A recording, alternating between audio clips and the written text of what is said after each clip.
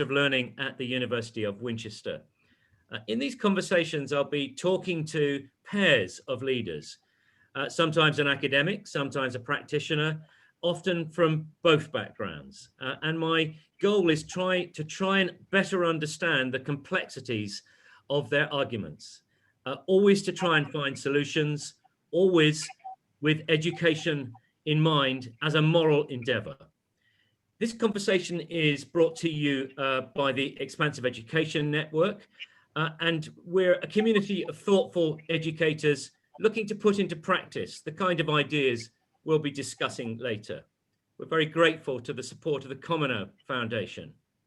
A few practical things just before we start, although I know that you're all experienced Zoomers. Just if you want to be able to see the speaker rather than the gallery, magnificent as it is, just click on the top right-hand side of your screen so that you can enable the section of that which says speaker view. And that will allow you automatically to see whether it's Guy or Rachel who is speaking. You'll note that you've been muted at the moment. We'll have a time during our conversation when if you've got something to say, I'll do my very best to bring you in so that you can share those thoughts with Guy and Rachel. This session is being recorded, and I've just noticed that it says red, which means that Carol has pressed the record button. Thank you very much, Carol. And it'll end up on the Expansive Education Network site as a resource for others to use. It is entirely up to you whether you want to have your camera on or off. We love seeing you. In fact, just for a moment, it would be lovely if you felt able just to enable your camera so that we can see who you are and where you are, and especially so that we can see into your home or workplace and have the pleasure of seeing that.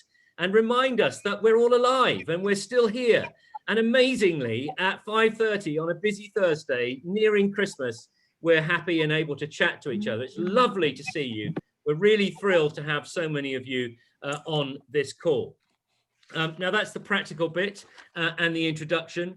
And I want now just to say a few words about the topic of our conversation, which is around this magnificent book here, Powering Up Your School, The Learning Power Approach to School Leadership. We'll cover other things too, but if you really haven't done your Christmas shopping yet, then this is the book. It will be a bit of a squeeze to get it into your Christmas stocking unless you've got a nice large pillow, but it's just the kind of thing that you need. I love this book. It's a philosophy, not a recipe. It recognizes the subtleties and complexities of habit change. It has morality and education as a moral purpose at its core. Its tone as if Guy were still in the office where we worked together. It's thoughtful, it's intelligent, it's interactive. It's a lovely read. It's full of wonderings. It's not telling you, it's inviting you things that you might like to try out in your own school, or if you're working with school in some other appropriate support way. I particularly like the design principles that include distinguishing between learning and performance mode, making ample time for collaboration and conversation, making difficulty adjustable. I won't read it out, but it's magnificent and I commend it to you. It's my pleasure now to introduce our two speakers. Guy Claxton, Professor Guy Claxton, attached to a number of universities, distinguished cognitive life scientist, author of too many life-changing books to mention here. And if I might say that to my dear friend, co-founder of the Centre for Real World Learning at the University of Winchester and also of the Expansive Education Network. On his right or on his left, depending on how you've got your screen set, Rachel Macfarlane. Rachel, a distinguished head teacher, has led two schools, Walthamstow School for Girls, the Isaac Newton Academy, and now leads the education services for Herts for Learning.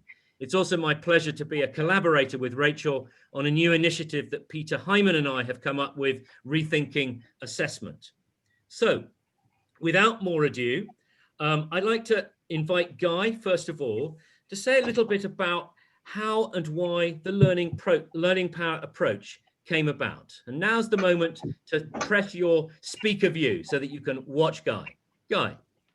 Thank you very much, Bill. Very nice to be back in your company again. Fond memories of working together to put Education Network together and to build the Centre for Real World Learning.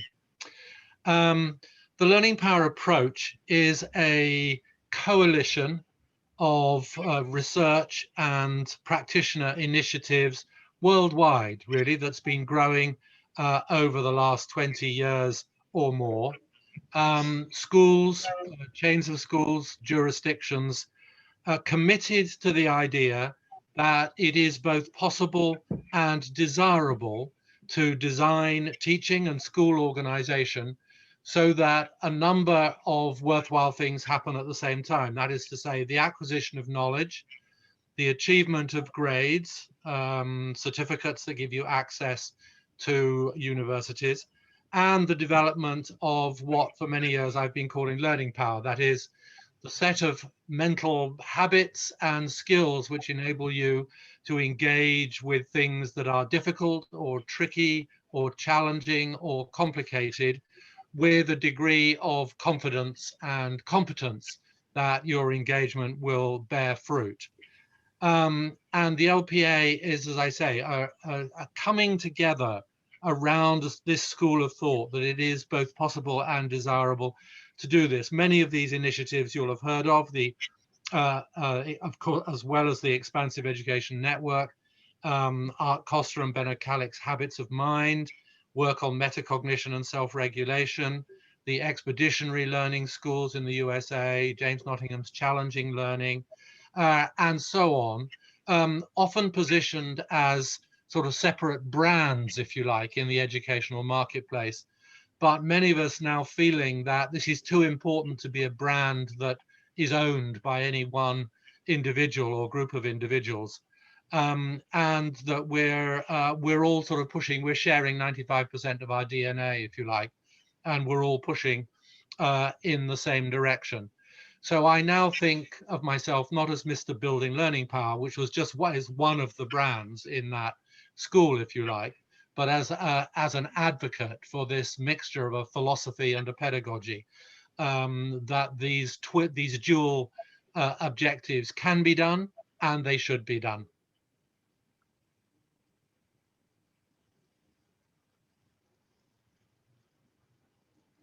Sorry, thank you, Guy. The first admonition to myself, remember to turn yourself on, to unmute yourself, the saying of 2020, I'm sure. Just a reminder, lots of chat coming in. The chat feature, if you've not enabled it, I'm certainly not expecting Rachel and Guy to follow that. I will be following it so that I can pluck questions from you when we get to the open stage of this dialogue. Rachel, would you care just to introduce yourself a little bit and just explain your own involvement with either Building Learning Power or the Learning Power approach, whichever feels right for you? Yeah, thanks, Bill, and evening, everybody. So I was thinking earlier today when I first came across the Learning Powered approach, and it was back in 2003. I was a leader in Hertfordshire, and I went to a conference that Guy was addressing about building learning power, as it was in those days. And I recall really vividly how it just made sense to me, the clarity, the vision. And I just realized that as a leader, my role needed to be to empower the staff in my school to support young people to be effective and autonomous learners. And it coincided with having just achieved a headship, secured a headship in a school in Walthamstow that had a strong reputation for empowering girls through education, with a very stable and experienced staff. And it seemed to me that that would be the ideal testbed for building learning power, as we called it at the time. And over the next 7 years, gradually, bit by bit, introduced the staff and the students and the school community to the learning powered approach. And it took off and our results rose, and we saw young people blossoming in all sorts of ways. Guy visited from time to time and inspired us and kept us going and gave us tidbits of advice and guidance.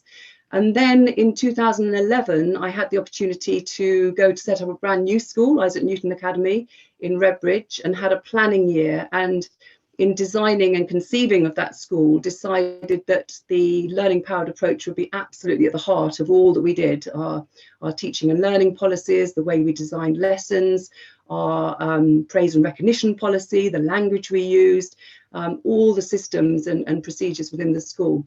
So that became sort of part of the DNA of the school. And students at the school would often sort of come and talk to me or catch me sort of over lunch and say, you know, Miss Macfarlane, they don't do learning power at my friend's school or my sister's school. Isn't that weird? You know, there's a whole part of education that's just missing. And sometimes sixth formers would join our school specifically because they'd heard of our Bridges programme, which was our learning power framework. So yes, it seems like a long, long time. And since leaving headship, obviously been involved in writing Powering Up Your School with Guy and working with schools and settings across Hertfordshire that are passionate about learning power as well. Thanks, Rachel. So I'm going to ask each of you just to spend 5 minutes answering the broad question. What's on your mind at the moment with regard to schools or schooling or education? And Rachel, whilst you're speaking, would you like to take the first go? Yeah, of course. So my work now involves supporting school and setting leaders, as I said, across a large county. And obviously we're in really unusual times. And I think coming towards the end of a sort of unprecedented term, overused phrase, I know, there are a couple of things that really strike me. The first is that when I go into schools and I talk to school leaders, even those who are really experienced and really strong are finding it hard to put their head above water and look at the strategic as well as dealing with the operational. There's so much in terms of COVID secure arrangements, track and testing, dealing with positive cases, sorting out responses to sort of late arriving DFE sort of guidance documents, that it's really easy to get just sucked into the day-to-day. And of course, there's so much change going on at the moment and has been for the last 9 months that there's a natural sort of tendency, if we're not careful, I think, as school leaders, to protect staff wellbeing and say no more change, no more initiatives, no more sort of looking at doing things differently. So I think at the moment you have to be quite a brave leader, even if you've been convinced of the arguments and the rationale behind introducing a learning powered approach, to take that step.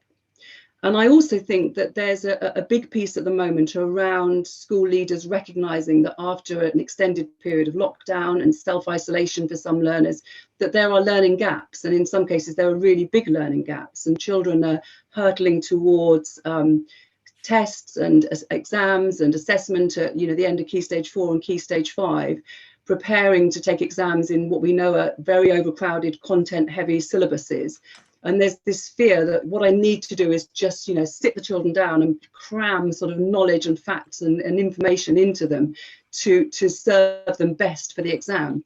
And of course, that's nonsense, because what we really need to be doing is accepting that we haven't got that many in front of the teacher learning hours. And the smart thing to do is to empower learners to be able to consolidate and practice and regurgitate and refine the learning that happens in the classroom context on their own independently, outside of and between and after lessons. And so I would argue now we do not have time to abandon learning power. It's absolutely essential that we use the learning powered approach to support our youngsters. We know that being a strong learner and an independent self-regulated learner facilitates success in exams, quite apart from obviously making you a lifelong learner and somebody who loves learning. And Rachel, what do you say to head teachers who probably in your role now say, well, that sounds all very well, but it's really hard? How do you encourage them in the current COVID climate? Yeah, so I mean, the book has a whole section about getting people on board and getting the sort of getting people to get the bug.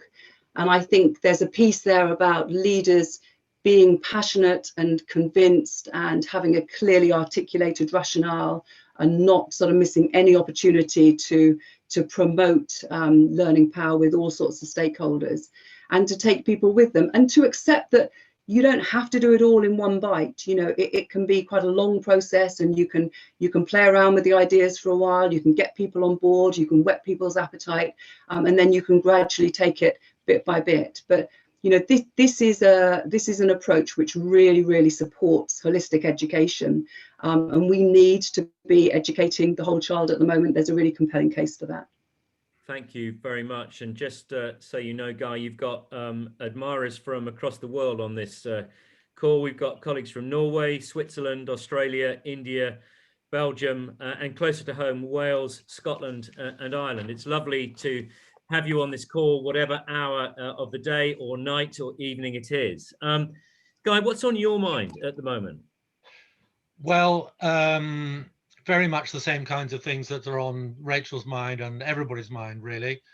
I've talked to lots of teachers and school leaders about how their pupils, students coped with home learning, and some kids coped very well and actually grew in their capacity and their confidence to manage and organize and plan and troubleshoot learning for themselves, and others didn't. Others maybe have found themselves in families where parents were absolutely doing their best, but maybe doing their best was doing too much, organizing and managing, like trying to take over the organizing role of a teacher. And there will be some children who just floundered when they were at home because they didn't know what to do in order to organize and manage their own learning. So I suppose for me, one of the guiding questions that comes out of the last 12 months or so is, were your students learning lockdown ready? Were they up for quickly being able to manage and organize learning for themselves when there was no one doing it for them and chivying them and guiding them around? Or were they floundering? And what could we do now for the next lockdown? You know, if we go into wave 3 or wave 4, who knows? Or COVID-23 pops its head up and to replace COVID-19.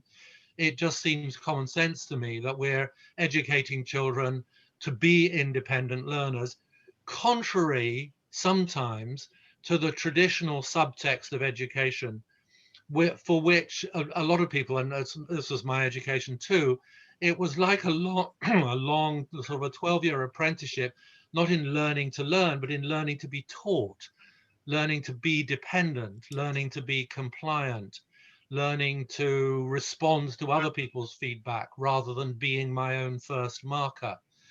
So it seems, as to Rachel, that this is not some kind of nice to have bit of psychobabble that, yes, lovely dear, in the best of all possible worlds, but we can't possibly manage it now. It is absolutely, you know, the lesson of the last 12 months has been that this is a must-have, not a nice to have.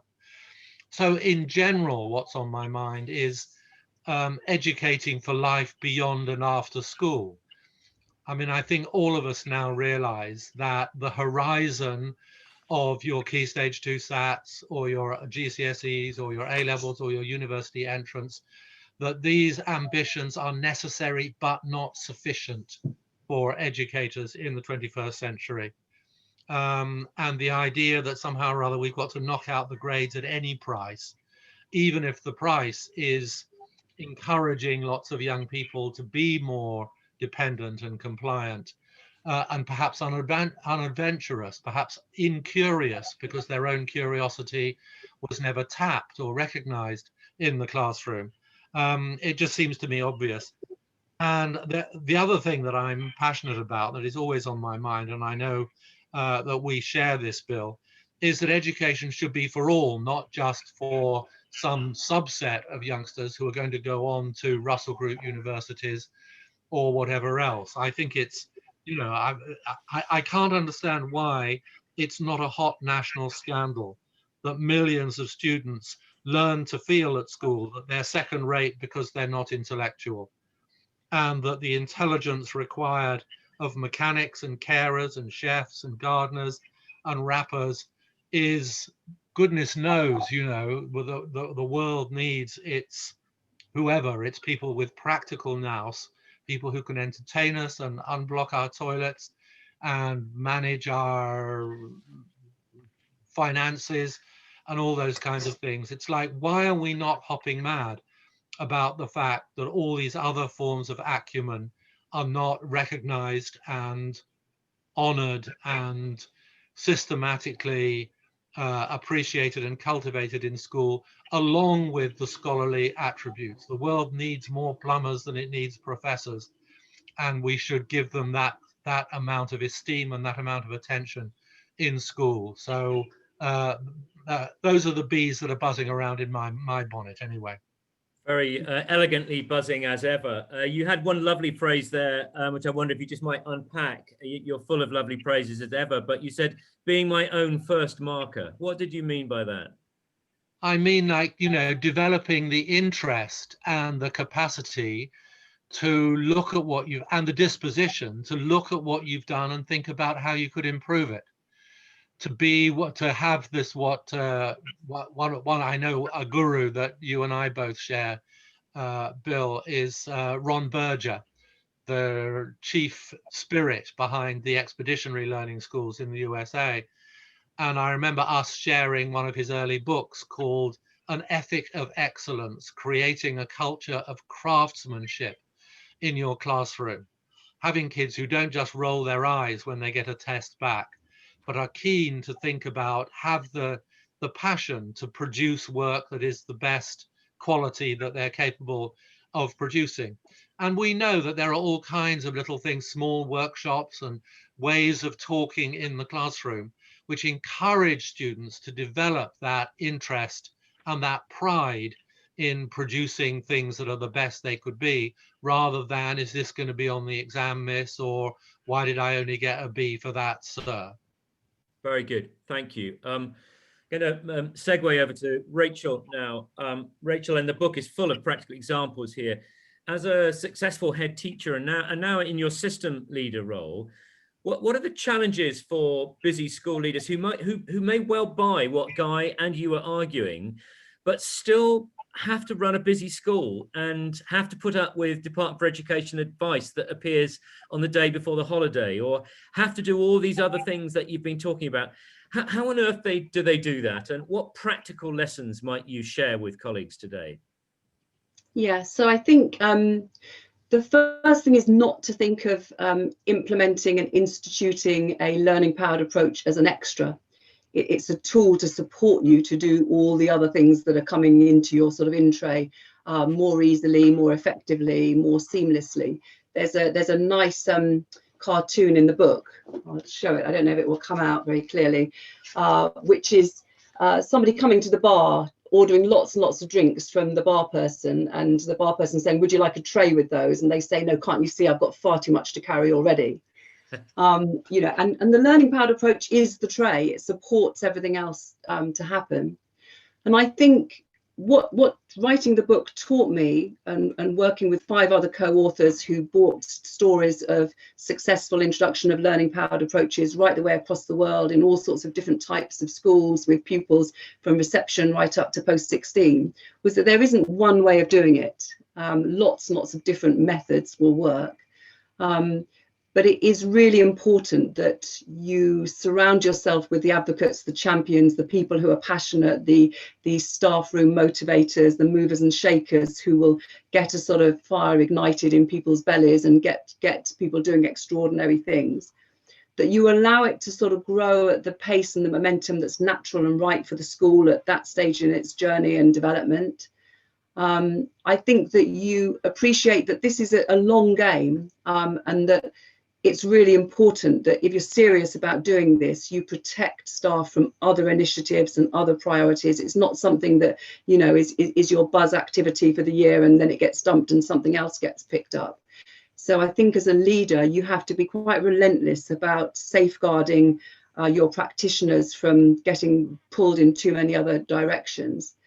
I think you have to be prepared that there will be blockers and reluctant followers and people who are nervous and skeptical, and you have to be very well versed with your rebuttal and coaching and coaxing of people, and get under the skin of why they might be a little bit skeptical or downright, you know, against the initiative, and deal with people in a nuanced and appropriate way. And I think also because it is something that once it gets into the lifeblood of a school should last forever, it constantly needs revisiting and refreshing. So at Isaac Newton, we started as a secondary school growing from year 7.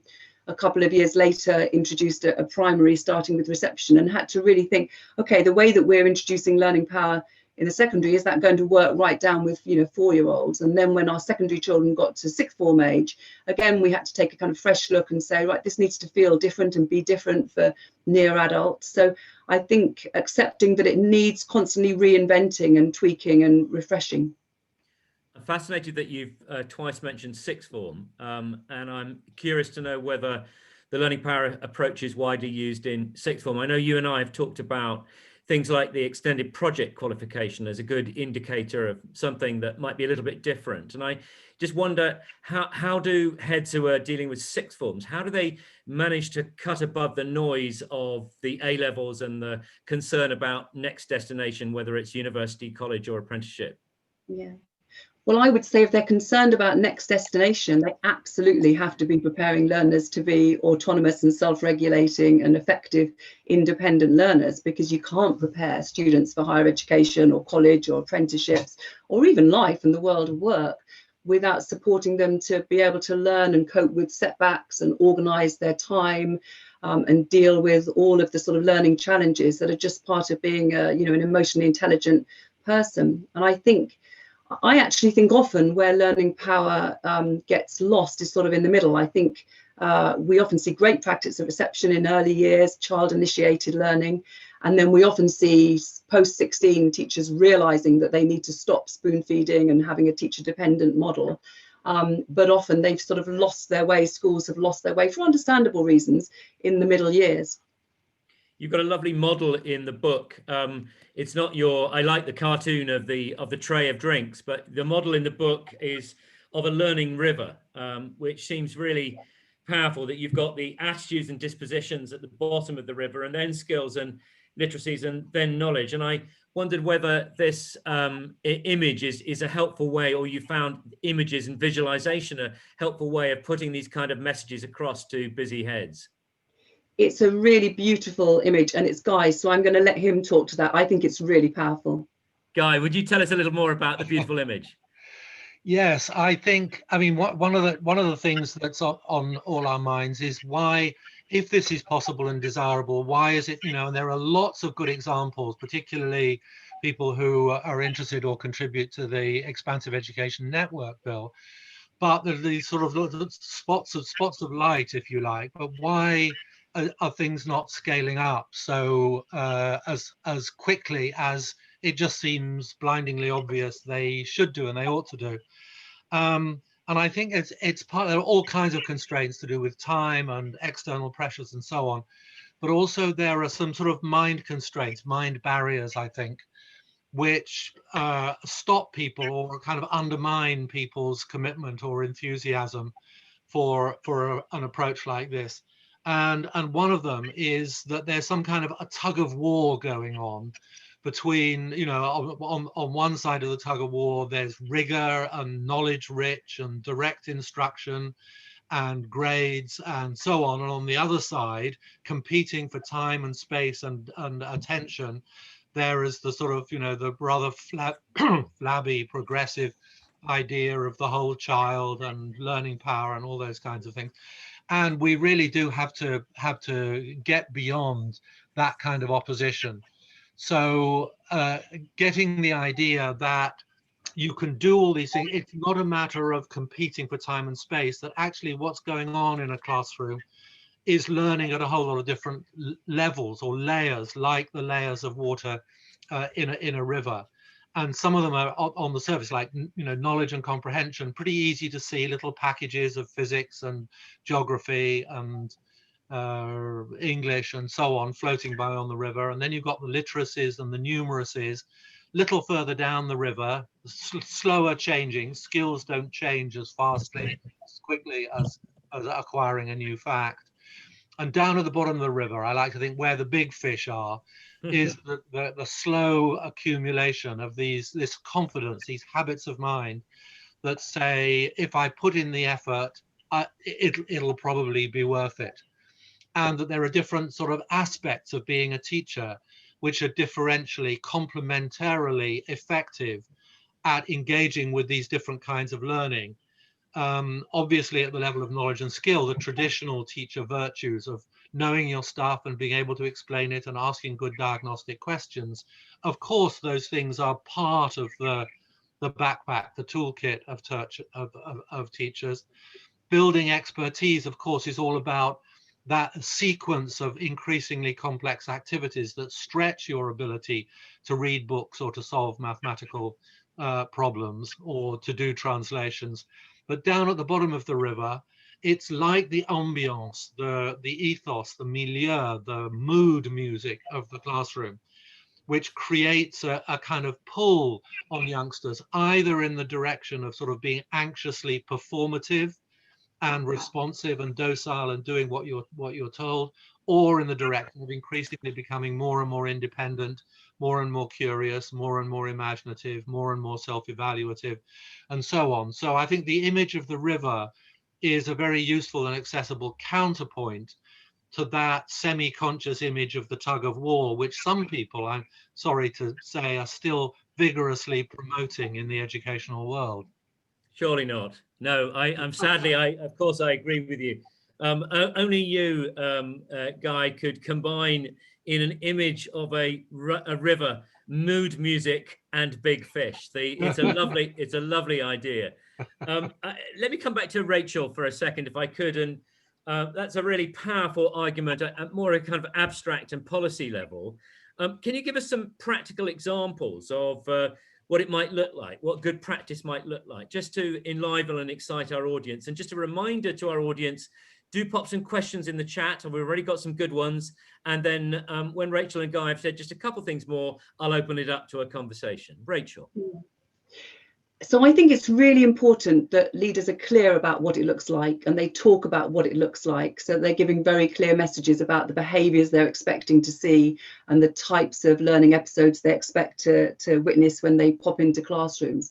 So it looks like myriad things. It looks like active, imaginative, creative learning in the classroom, sort of excited huddles of conversation and learning, conversations where both children and adults are talking about why they're doing what they're doing and what skills and characteristics and habits they're developing as they learn new knowledge and concepts and ideas. It's about assemblies where adults talk about their own learning and their failures and their disasters and their frustrations and how they picked themselves up and got better, and show videos of themselves practicing doing keepy uppies for 6 weeks in a row until they managed to do them. It's about noticing. Are we talking about you here, Rachel? No, definitely not me. But I did do a live performance of me playing my cello, having not played it for about 20 years in assembly, to show how not practicing really is not a good idea. That's very brave and very powerful. It's about, you know, staff having notices on their office doors or their workspaces, their learning areas, around what they're practicing, what sort of characteristics or learning behaviours they're trying to get better at. Staff having performance development targets around the type of behaviours that they're trying to improve and get better at, and publicly talking about that in a sort of no fear environment. It's about leaders celebrating people doing risky and daring things, even if they fall flat on their face. I stole an idea once from a London head teacher who had a high diving award each week, and he would present on a Monday morning a pair of swimming goggles to the member of staff who in the preceding week had dived from the highest platform, even if they'd done a belly flop.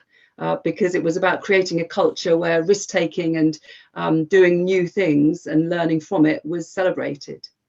That's such a lovely idea, the high diving goggles. What you're saying there about adults as role models makes total sense. But if I can just imagine myself as a cautious, not skeptic, but cautious teacher, isn't that a bit scary? And do I really need to do that? Or can I just, in other ways, create the climate where the kind of attributes will flourish? I think it's only scary if it's in a culture where only lip service is paid to it. But if you're working for leaders who talk very openly about their deficiencies and ask for advice in getting better and record themselves being coached. I heard a lovely story the other day of a head teacher who had their own performance development meeting videoed and made it available to all the staff ahead of them having theirs. You know, if you're working within that sort of culture, it's really exciting, because actually you're not expending a lot of energy hiding your not so great areas. You're talking really openly, and you've got people who are committed to developing them with you and for you to make you more effective at your job, and therefore presumably more self-fulfilled. And the books focuses on the phrase school leadership, and I know from reading it that the leaders that you've characterized come from different parts of a school and different levels of a school. We've talked a little bit about, I guess that's kind of head teacher leadership. Other examples that you can think of more, I don't necessarily like the phrase middle leadership, but colleagues who are in a leadership role elsewhere in the school that would really get this firing up in a school? Yeah, I mean, I think it's really essential. This book applies to anybody who's working with young people, you know, in a school community.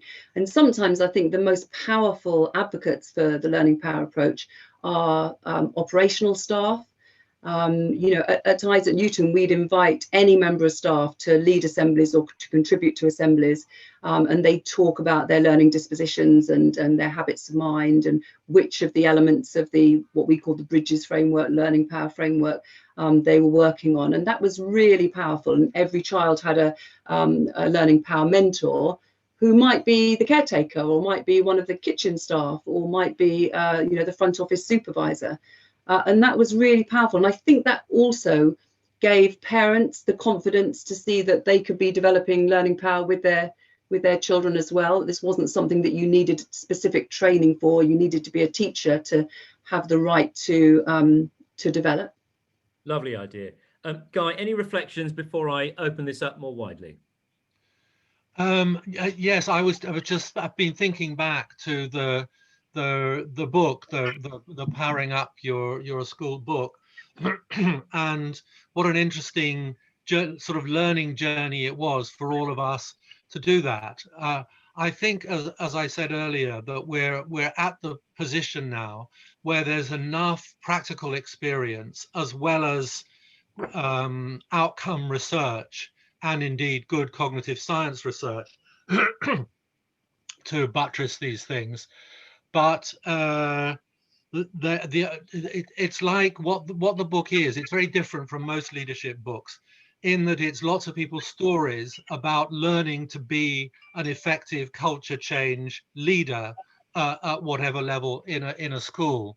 So what we did, I mean, there are 6 authors on the book. Of Rachel's one, and I'm another, 4 others, provenly successful people who've been able to develop this kind of culture in their school, whether it's in Australia or Vietnam, or a little rural primary school, or a nursery, or whatever it might be, any kind of school, wherever you like. There's now some kind of common knowledge, some common wisdom that we were able to distill out of our own learning journeys.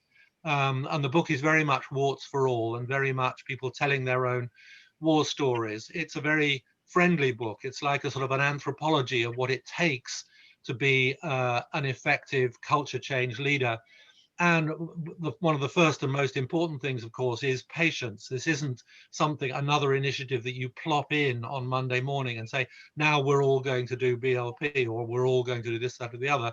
This is something that requires slow and skillful growth and nurturing over the course of, as Rachel will tell you, several years, dealing with opposition, but coming from a position of clarity and knowledge and commitment that this is something that we owe to young people, and something that will stand them in good stead, for goodness sake, when they're in their halls of residence at their universities, and they're locked down, and they've got a few videoed lectures maybe once or twice a day, but they're having to manage and organize their own time. What could be more important than to look back on your school days and say, you know, thank you, Ms. Macfarlane, for not only enabling me to get 2 A's and a B in my A levels, but also giving me the confidence and the habits of mind to be able to cope with this unusual and possibly even unwelcome situation. So I think it's been very exciting to get together this group of, there are actually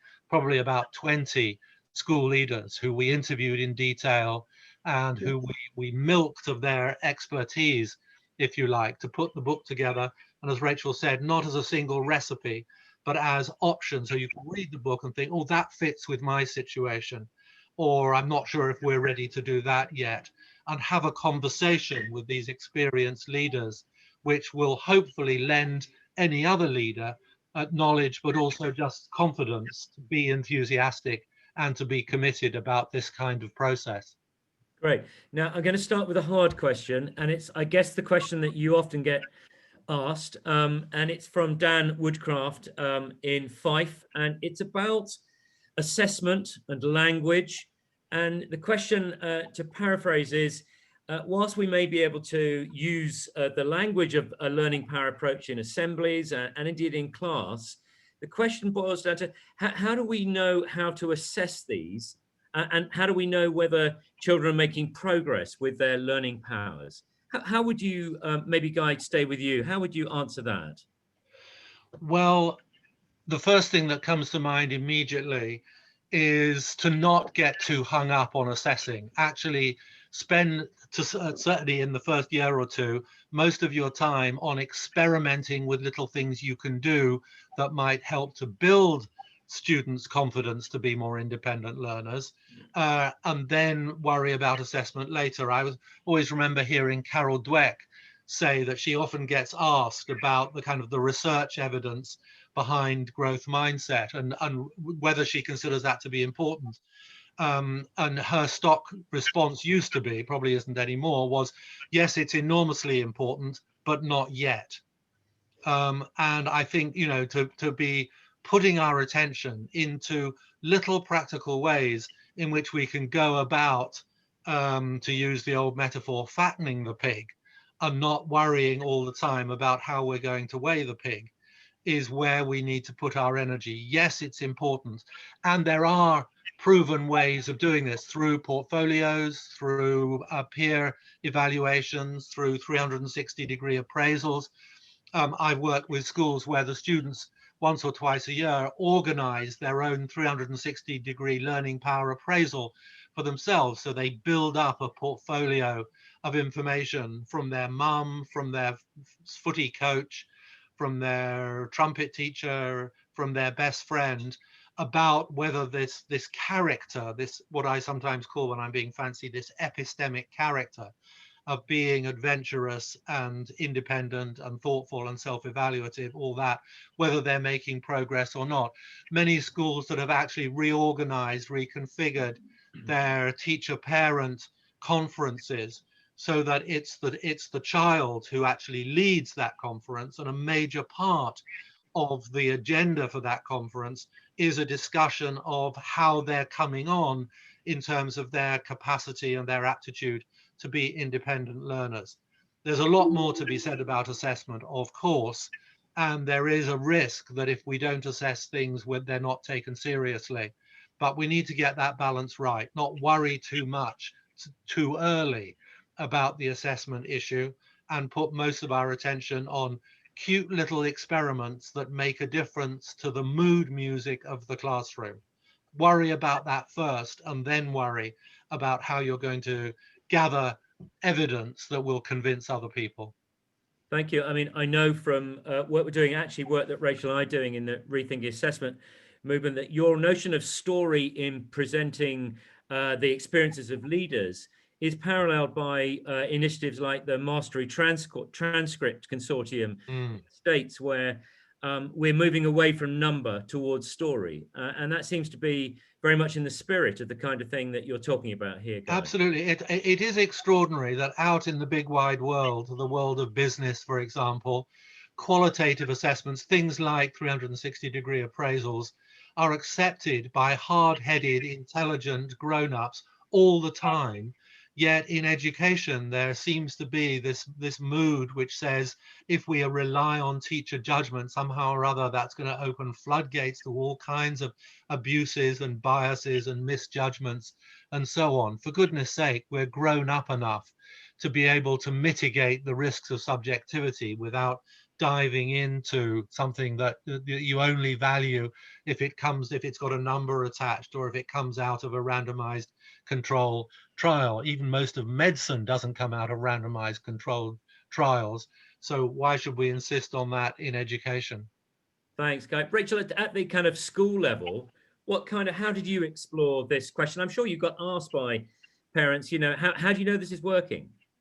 Yeah, so I very much agree with Guy. I think that it has to be the responsibility and the leadership has to come from the students and the learners.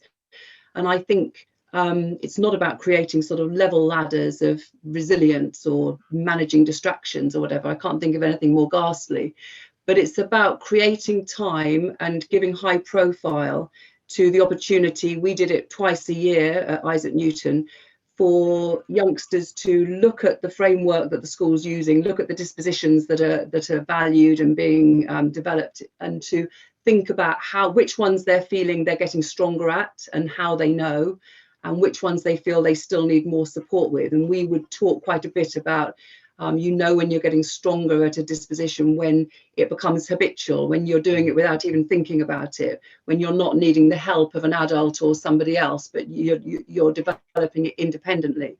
And we would have, as I said earlier, each child in the school would have a mentor who they would meet with twice a year, and they would just talk, having prepared in advance with the support of their teachers and their tutor, and often practicing at home as well. They talk about which of the muscles they felt they were getting stronger at and how they knew, and what their sort of evidence base was, and which ones they felt they still wanted more support with, and they'd ask their mentor for some advice. And in the primary school, the mentors were secondary school pupils, so they were trained up to go down to reception year 1, year 2, etc. classes, and be the coach who worked with the youngsters. And the only way in which we got adults at all involved in any way sort of judging or assessing was that once the term, we had 7 sort of key areas within our framework, which was called Bridges, an acronym for bravery, resourcefulness, integrity, discovery, grit, emotional intelligence, and self-discipline. I'm very impressed that you remembered that under pressure. That's very impressive. There's a habit. It's in here. Each of those were afforded a badge each term, and the tutor, in discussion with the tutor group, would decide which member of the tutor group should get the bravery badge and the resilience badge, etc. And they would be awarded in an assembly that parents and family members were invited to. And the tutor would give a sort of little description of how Bill had demonstrated great bravery over the term, and why the tutor group had decided that Bill should wear the bravery badge for the next 7 weeks. So that was the only extent to which we allowed adults to get involved in any sort of adjudicating. Very nice. I don't know whether you were giving me the bravery badge, but if you were, I'm I thought you needed a boost, excited Bill, to have received my first badge on a Zoom call. There's a strand around this in the chat that is, I just want to go a little bit more deeply in, Rachel, and it comes from a number of people, but Mary Lafferty is one, and it's about student voice, because it's been implicit in so much of what you've said. And I wondered, Guy, if you might just explore, it's quite a popular phrase that's used, and it uses, and sometimes it's agency, it's used in lots of different ways. And I wonder how you see it and how you interpret it and how you value it within the learning power approach. I've always felt from the beginning that this learning power ethos in the school is something that we have to be transparent with students and engage students in understanding what we're up to and why it's a good idea, and helping us research and critique these ideas. I think there are ways of doing, perhaps you were alluding to these, Bill, ways of doing student voice, which are a bit sort of fetishizing. And it's like this, oh, look, aren't we brave? We're doing student voice, as if this was some kind of standalone thing, rather than actually progressively involving students in playing an active and valuable part in thinking about difficult issues of how we can make our school better in a whole variety of different ways. I remember going to a little primary school in Peterborough and sitting in on the inaugural meeting of what they called the Student Senior Leadership Team. Children at 8, 9, and 10 were introducing themselves around the circle, very much in the way that Rachel just described, in terms of what learning power they were exemplary at and which one they were working on. There was a little boy who came from a difficult background, had often been out of school, but had come in specially today because he was the acknowledged expert on empathy. Oh, He was really good at sensing how other children were feeling and helping them feel that that it wasn't just them on their own, that other people had difficulties and so on. This was a school with about 80% English as an additional language. So what all student voice means is treating students as if they were important collaborators in the business of making our school the best possible school it can be, and not hiving it off into, you know, the student council, which talks endlessly about the state of the toilets and bullying. The customers have a lot to say about the nature of teaching and learning, and a lot of mature and interesting ideas that they can feed into that decision-making process if they are coached in their ability to do so, and if their ideas are taken, not necessarily acted on immediately, but taken seriously. Because when student voice is done properly, it means not just students voicing, but it means teachers listening and responding and treating students as if what they had to say was of some worth in the school. So yes, it's absolutely integral to the learning power approach, Bill. thank you. And there's some nice comments. Sometimes the chat comments lag behind the conversation. That's absolutely fine. But there's some, you might like to read what Ben Fuller's been saying about assessment. There's more to say there, but I want to move on, please, to one last topic before inviting you just to reflect on this. And it's something that you make a really interesting case for in the book. You offer some of the standard arguments, which you've very eloquently shared already tonight, but you talk about how the learning power approach mitigates the effects of poverty and deprivation. And you explain how disadvantaged children benefit most from this. And I just wonder, in the current COVID climate, whether that isn't a really powerful argument, one that we might need to hear a bit more of. And I don't know who'd like to go first, Guy or Rachel? Rachel, do you want to kick off? Yeah, I'm happy to, absolutely. So we know, don't we, from really interesting work done by the EEF and other organisations, that metacognition, learning to learn, knowing yourself as a learner, being able to articulately talk about your learning strengths and your areas for development tends to be stronger in students from advantaged backgrounds, I suspect, because they're more likely to engage in those types of conversations at the dinner table. They're more likely to have adults and other people at home who are discussing learning journeys with them and getting them to be interested and inquisitive and imaginative, etc.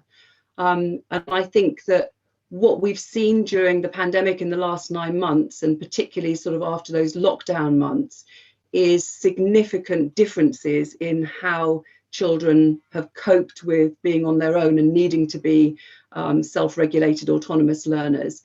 And children who've come from schools where a learning powered approach is really embedded and really successfully inculcated in all learners, I think have been able to sit back and rest a little bit more easy in the knowledge that their children are less likely to be stunted and to regress in their learning. And actually, we know, and I see this and hear this when I talk to leaders in Hertfordshire, there are many children who, because they're very strong on their knowledge of themselves as learners, were able to really fly during lockdown. They could take learning tasks from their teachers, they could immediately chunk them up, plan their day, organise their time, do extra sort of practice on skills, draft and redraft things. That once they had cracked all the learning that had been sent home, they then had the sort of learning appetite and the desire to go and create their own learning challenges. These are the sorts of youngsters that we saw about on the news and read about in the papers, the sort of lockdown bakers and charity workers and virtual gallery tour visitors, etc. They were having an absolute whale of a time, and sometimes they were learning on their own, and sometimes they were pairing up with friends or in groups, and sometimes they were learning through dialogue with their teachers. And then there were children who really didn't take advantage and didn't have the wherewithal and the skills and hadn't been equipped to be independent learners. And very often they were children from more disadvantaged backgrounds and children with additional needs and vulnerable learners. And I think if the pandemic has done anything, it's really illustrated beautifully this point that we can't, as educators, just be educators in school. We're responsible for facilitating out of school learning and equipping learners to be able to learn independently, autonomously. If there's, if they need to self-isolate, if God forbid there's another pandemic, it's really sort of made that case clearly. And I think so many leaders are talking to me about the fact that they're reviewing the sort of purpose of education and the role of their staff, and recalibrating what's going to be important and the priorities going forward. So there are definitely some, what a friend of mine calls COVID positives, coming out of the last 9 months. Nicely put, powerfully put. Guy, what's your thought? I just want to mention a very important and powerful study published a couple of years ago by Carol Dweck and a Chilean associate of hers, who I know, called Susana Claro, in which across the whole of Chile, they surveyed all the year 9s or year 10s, I can't remember exactly. That was 146,000 for 14, 15-year-olds. Took all kinds of demographic data, socioeconomic data, parental income, parental experience of education, different ethnic groups, rural, urban, etc., etc., etc. Gave them a growth mindset questionnaire, looked at their school performance, and then number crunched this enormous data set.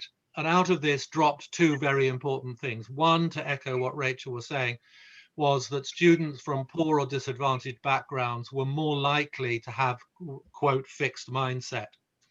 And we can speculate about the reasons for that. But the most interesting result was that of the students from poorer or disadvantaged backgrounds, there was a significant minority who had a growth mindset, who were more confident, more optimistic, more willing to have a try, more adventurous in their learning. When you looked at the school performance of those students, and I'm quoting Carol Dweck literally now, verbatim, their performance was indistinguishable from the school performance of students from much, much, much wealthier backgrounds. That's not to say that we shouldn't be concerned about social equity and social disadvantage and matters of economics. What it is to say is that if we put energy into helping all our students develop a growth mindset, become, in my terminology, more powerful learners, that acts as an incredibly powerful buffer against the effects of poverty.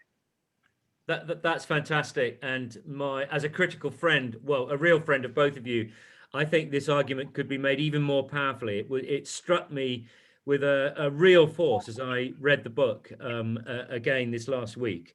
And it took me back to the All Parliamentary Group on Social Mobility, I think about 5 or 6 years ago, who wrote very powerfully about the effect of resilience and optimism, which is, very close to some of the things that you're talking about here.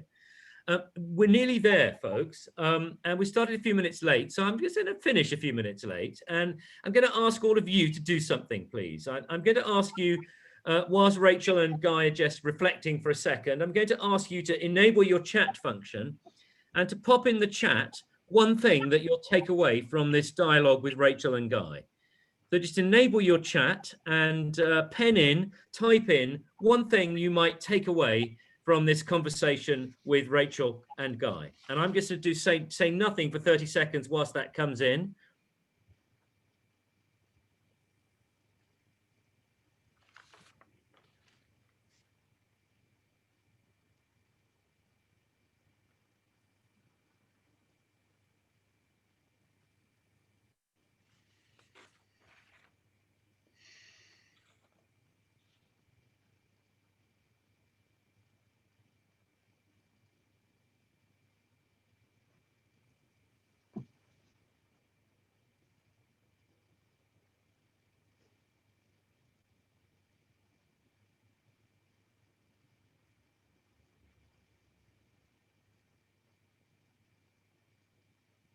These are great, and I managed to stay quiet for 30 seconds, and they're all images and mini stories, aren't they? They're very, very powerful, and they're metaphors, and now we're getting into more complex, really, really helpful, interesting. I hope that is making both of your hearts soar, Guy and Rachel.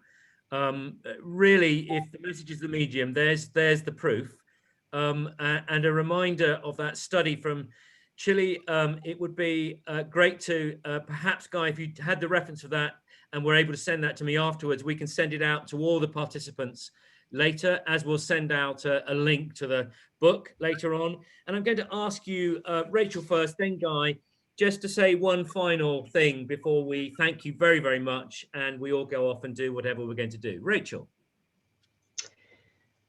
One thing. Well, I'd like to pick on something that that Guy referenced earlier that I just think is so important in the current climate, and that is that I think if we're not careful, we can get sucked into a dangerous polarization between the traditionalists on one side and the progressives on the other. And for me, this is a really unhelpful and unhealthy division.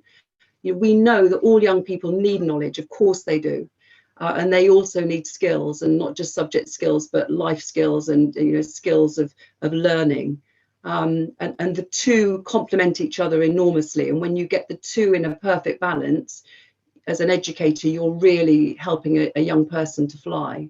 And so, yeah, to me, that's the really important point, that we don't want to get stuck in this kind of unhelpful polarization.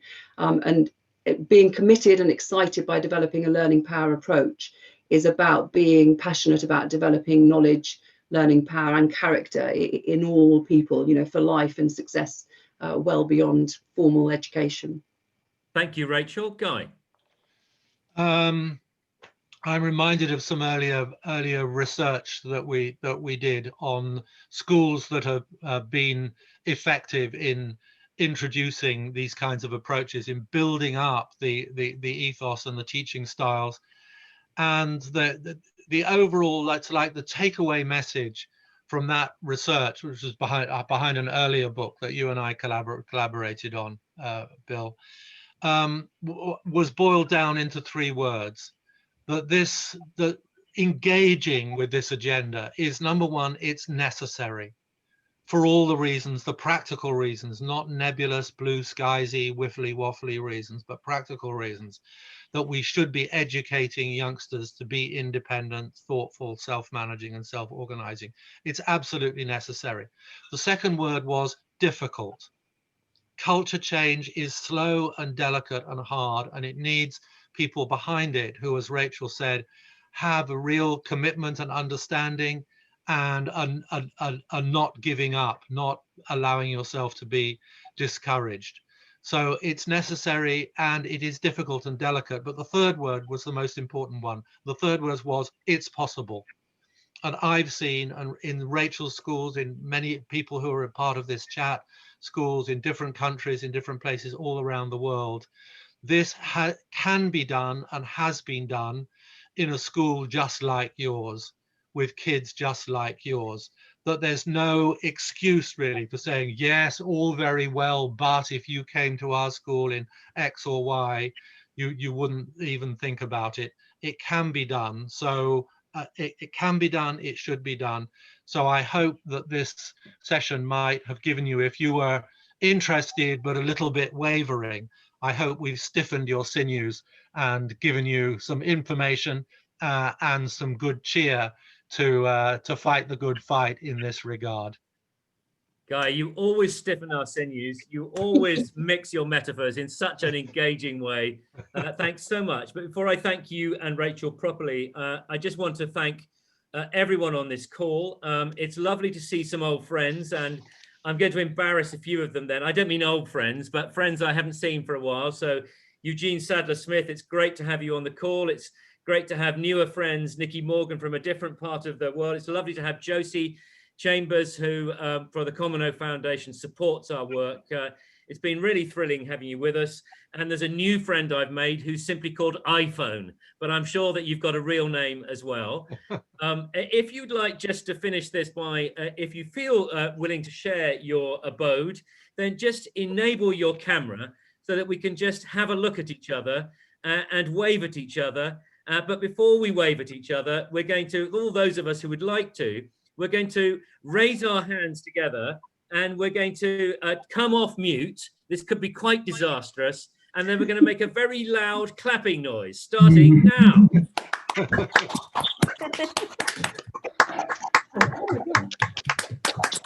Guy and Rachel, thank you so much for a brilliant conversation. It's been an utter pleasure to see you both and to engage with you. And for all of you listening, if you've not yet got your copy, not a single copy, but multiple copies, then that's the gift, the must-buy gift for the year. Thank you, Carol, for all your organisation for this. We'll be contacting you all, and anything we can think of by way of goodies, we'll put in that email. Thank you so much, and have a wonderful evening. Good night. Thank you. Thank you very much.